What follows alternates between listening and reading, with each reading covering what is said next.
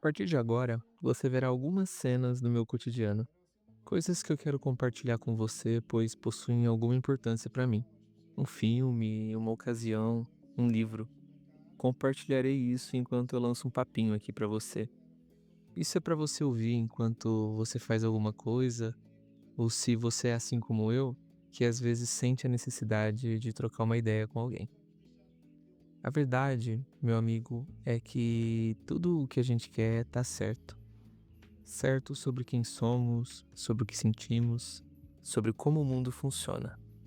Ter uma explicação pronta, uma resposta na ponta da língua, um mapa claro para seguir. A verdade é que existe um certo alívio em ter razão. Como se o caos lá fora e aqui dentro fosse finalmente domesticado. Como se entender tudo fosse o mesmo que viver bem.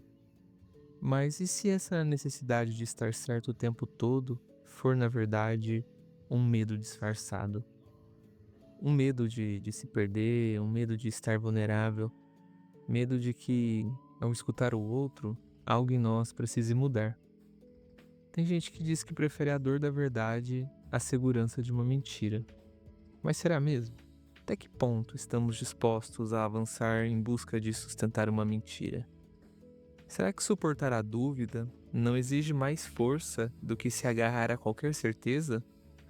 Hoje, eu queria te convidar para pensar sobre isso. Não para mudar sua ideia, mas para lembrar que você pode mudar de ideia, caso você queira e consiga. E talvez no fim desse vídeo, a sua dúvida valha mais até do que a minha resposta. Desde cedo, aprendemos a valorizar a resposta correta. Eu ficava aguardando a professora, isso na quinta série. Quem ainda chama série de série? Eu acho que hoje em dia se fala ano, né? Ou seja, eu devia estar no sexto ano. Mas enfim, eu ficava aguardando a professora fazer alguma pergunta que eu tinha certeza que era certa, só para ser premiado ali, na frente de todo mundo. Claro que eu corria o risco de errar, mas a recompensa parecia muito maior. Na escola, a resposta certa ela é premiada. Na vida, a resposta certa ela é exigida. Dizer não sei, muitas vezes, pode parecer fraqueza, um vacilo ou até ignorância. Mas a história do pensamento humano é, curiosamente, marcada por quem ousou duvidar e não por quem teve certeza. Sócrates mesmo ficou conhecido não por suas respostas, mas pelas perguntas que incomodavam. Ele dizia: "Só sei que nada sei." E essa frase, repetida à exaustão, não é sobre ignorância, mas sim sobre abertura, sobre disposição a aprender, a escutar, a rever. Com o tempo, fomos trocando esse espírito por uma ânsia de ter razão. Sócrates muitas vezes se utilizava de um método chamado maiêutica. Eu não sei se você já ouviu falar sobre isso na escola, na faculdade ou em algum vídeo por aí. A maiêutica, para quem não sabe, é uma arte de partejar ideias. Ou seja, a maiêutica é aquilo que vai possibilitar o parto de uma ideia. Sócrates não ensinava no sentido tradicional, despejando conteúdo.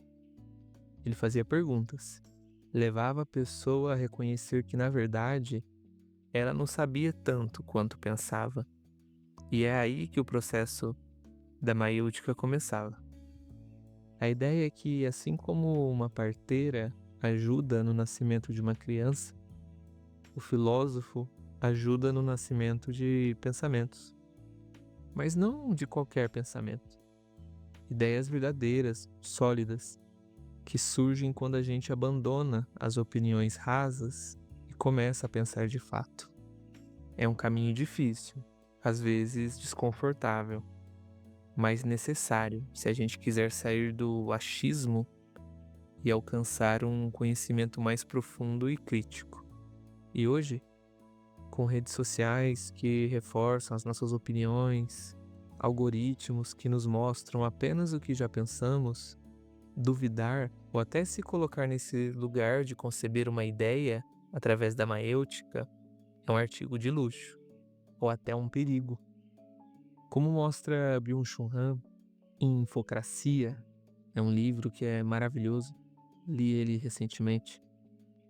Vivemos num regime de excesso informacional, onde o que importa já não é a verdade. Ixi, tem um dog latino aí, espero que não te atrapalhe a me compreender.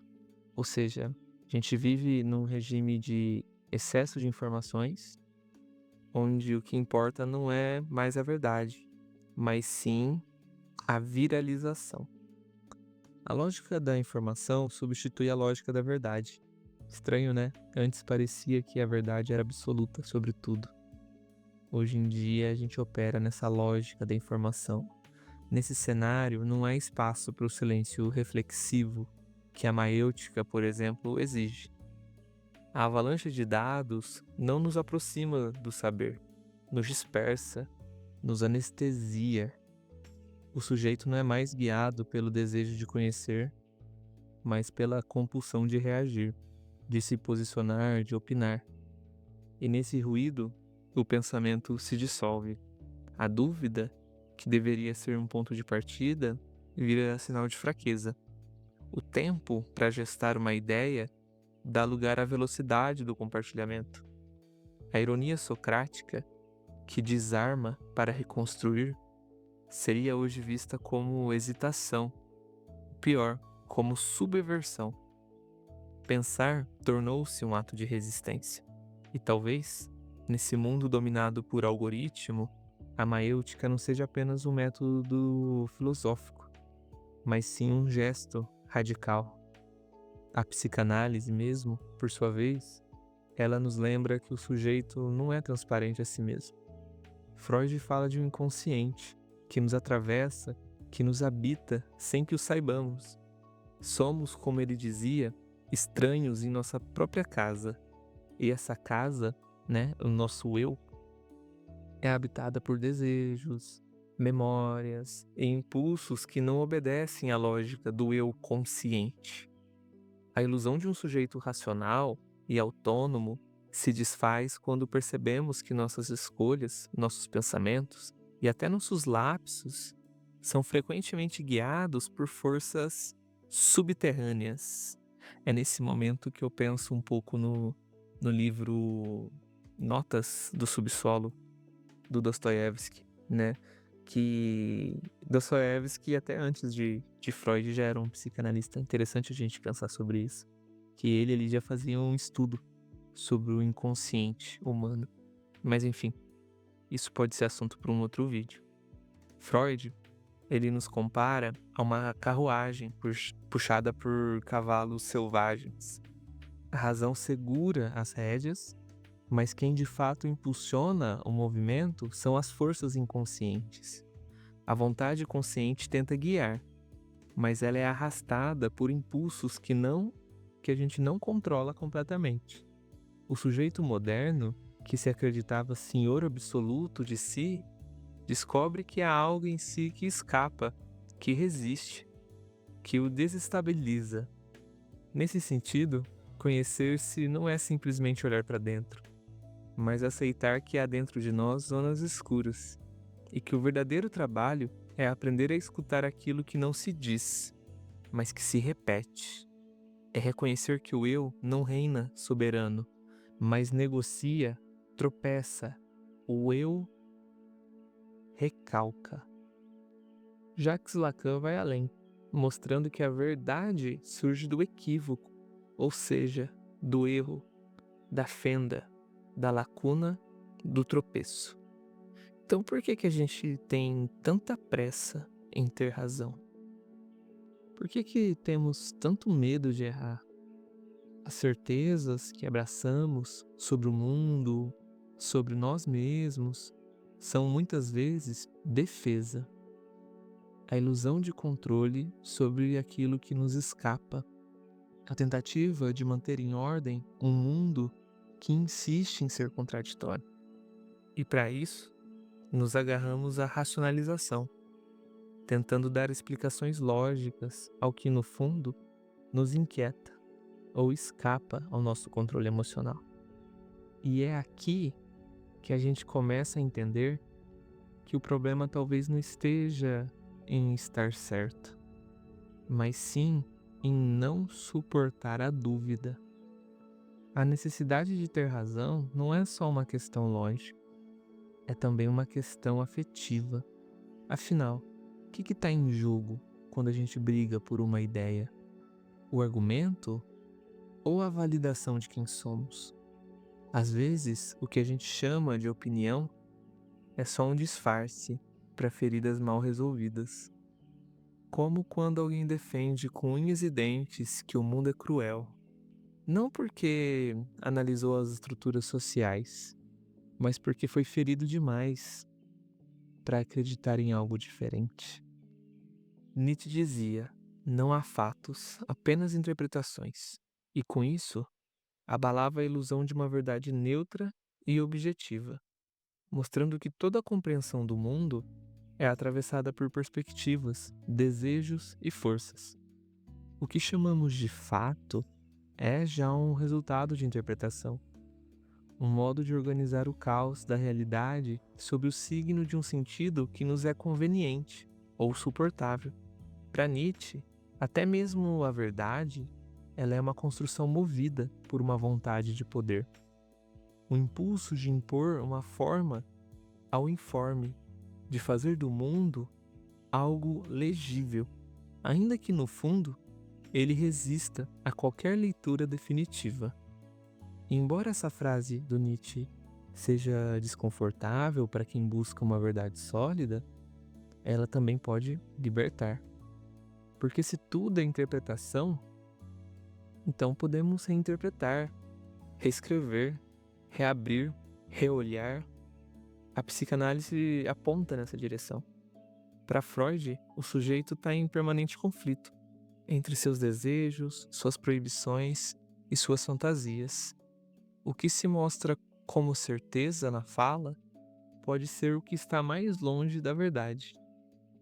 Lacan diria que toda certeza é imaginária, porque a certeza que sentimos não nasce do saber, mas da fantasia, da imagem que o sujeito constrói para tamponar a falta estrutural que o habita. O registro do imaginário, em Lacan, está ligado ao eu idealizado, às identificações narcísicas, à coesão ilusória do eu. Por isso, quando alguém diz que tem certeza, muitas vezes ela está falando a partir do desejo, não da verdade. A certeza, assim, funciona como defesa. É uma forma de evitar o confronto com o real. E o real é aquilo que escapa à simbolização e que justamente por isso desestabiliza. Igual esse cachorro latindo ao fundo. Como se esse cachorro tivesse mostrando o real aqui pra gente. E o que é imaginário, se não uma imagem congelada do que eu penso ser, do que eu acho que você vê em mim? Vivemos hoje numa cultura de respostas instantâneas. Um sim ou não, basta. Um curtir ou ignorar define tudo. Mas o ser humano é uma pergunta ambulante. E como escreveu Clarice Lispector, não se preocupe em entender. Viver ultrapassa todo o entendimento. O problema não é ter opinião. O problema é ter só a opinião. O problema não é querer estar certo, é não tolerar estar errado. E isso tem consequências no modo como discutimos política, no modo como nos relacionamos, no modo como olhamos para nós mesmos. Uma pessoa que nunca se permite errar não aprende. Uma sociedade que não suporta o erro é uma sociedade que pune muito mais do que acolhe, que cancela mais do que escuta, que grita mais do que pergunta. Talvez por isso hoje, mais do que nunca, duvidar seja sim um ato de coragem e escutar uma forma de resistência. Dunker mesmo defende que a escuta, especialmente no contexto psicanalítico e social, é um gesto contra a lógica dominante da produtividade, da pressa e da normatividade. Escutar alguém verdadeiramente implica sustentar o silêncio, o tempo do outro e a incerteza. Isso por si só resiste à cultura da resposta imediata e da positividade forçada das redes sociais. Escutar, nos tempos de hoje, é um ato político. Talvez o oposto de estar certo não seja estar errado. Talvez seja estar aberto. Aberto a escutar o que eu não sei. Aberto a perceber que o outro não é uma ameaça ao meu ponto de vista, mas a chance de expandi-lo. Aberto a voltar atrás, a mudar de ideia, a reformular. Porque se eu tenho certeza de tudo, o que ainda pode me transformar? A psicanálise nos ensina que o sujeito só se move quando algo lhe escapa. É o furo, o sintoma, o mal-estar que abre caminho para o desejo. Não somos feitos de certezas, mas sim de faltas. É daquilo que nos falta, e não do que nos completa, que nasce o impulso para desejar, criar, mudar. A certeza paralisa, fecha, encarcera. A falta, a dúvida, ao contrário, ela nos move, nos convoca a escutar o que ainda não sabemos sobre nós mesmos. E é por isso que a gente cresce. No mundo que nos cobra respostas rápidas, talvez a resposta mais bonita seja a dúvida bem sustentada, aquela que não paralisa, mas aprofunda, que não afasta, mas aproxima. E se em vez de buscarmos ter razão, a gente buscasse conexão com o outro, com a pergunta, com o que ainda não sabemos. No mundo cada vez mais líquido, onde tudo escorre por entre os dedos, relações, certezas, verdades, talvez o maior gesto de coragem não seja afirmar, mas sim sustentar o vínculo. Conectar-se, como diria Zygmunt Bauman, é escolher a fragilidade do laço em vez da blindagem do argumento. É abrir espaço para o diálogo num tempo em que a solidez dá lugar à velocidade e a escuta se torna um ato de resistência ao isolamento emocional da modernidade. No fim, estar certo não é o mais importante. O que importa, meu amigo, é estar vivo. E a vida, como bem sabemos, nunca foi uma equação de uma única variável. É mais ou menos isso que eu queria contar para você hoje. Se de alguma forma isso fez sentido ou não, não se esqueça de comentar aqui embaixo o que você achou desse vídeo. Obrigado por me aturar e até a próxima.